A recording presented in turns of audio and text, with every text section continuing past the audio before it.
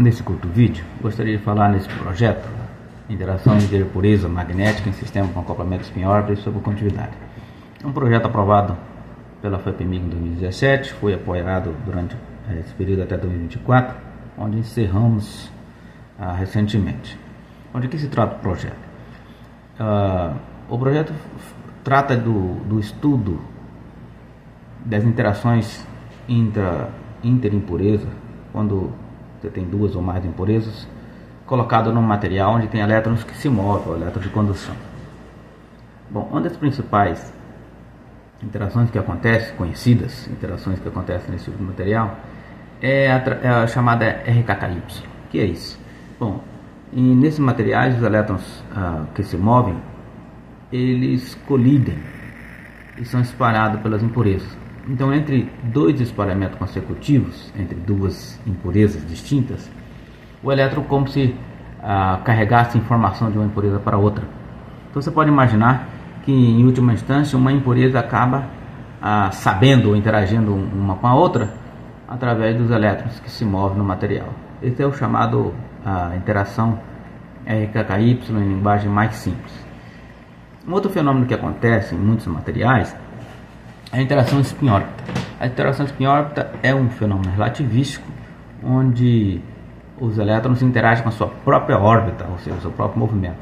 Esse é um resultado interessante quando você muda de referencial, essencialmente. Você está no referencial do laboratório ou vai para o referencial dos outros elétrons, você acaba observando que num referencial você pode ter campo elétrico, por exemplo, e no outro você tem campo magnético, para explicar o mesmo fenômeno. Então, quando esse fenômeno relativístico tem consequências interessantíssimas do ponto de vista de transporte eletrônico. Agora, por exemplo, imagine que um elétron espalhado de uma impureza e ele viaja no material onde interage com sua própria órbita, ou seja, ele sofre a interação spin-órbita, e depois ele colide com a segunda impureza. O que acontece entre essas duas colisões é que o spin do elétron ele acaba sofrendo uma precessão. Como esses espalhamentos entre duas impurezas carrega a informação do spin da primeira para a segunda, como também o spin do elétron acaba precessando, então ele leva uma informação distorcida, por exemplo, você pode imaginar assim. Então, no final dos dias, o que acontece é que aquela interação RKKY que eu acabei de falar no início desse vídeo, ela é modificada. Enquanto no caso sem spin órbita as interações são puramente colineares, ou seja, os spins dos elétrons interagem paralela, ou gostam de ficar paralela ou antiparalelamente. Agora, na presença de interação spin órbita, os spins da impureza não necessariamente ficam de maneira colinear, né, alinhado colinearmente, mas aparece uma interação não colinear e muitas das vezes chamada interação da Zaludzinski-Moria. A gente tratou desse problema num caso, por exemplo, de elétrons viajando ao longo de uma direção unidimensional. A gente chama disso um fio quântico.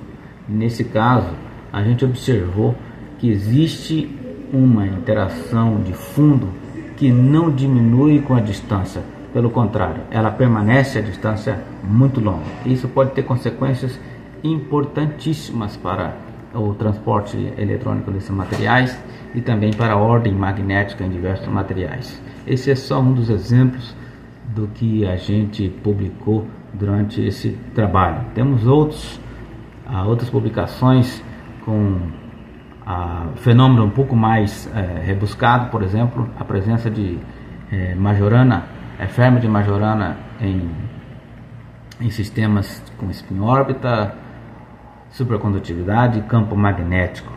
Essas Majoranas, por exemplo, são excitações cujas quase partículas são iguais às suas quase antipartículas, de sorte que há uma procura nos últimos anos por esse tipo de excitações. Muitos experimentos têm sido feitos mas ainda a existência de Majorana Férmios em matéria condensada é um assunto em grande debate. Em um momento oportuno, traremos às vezes mais informações sobre os outros trabalhos que a gente colocou dentro desse projeto. Gostaríamos de agradecer a FAPEMIG pelo apoio e todos os colaboradores, alunos, pós-doutorados que contribuíram para esse projeto.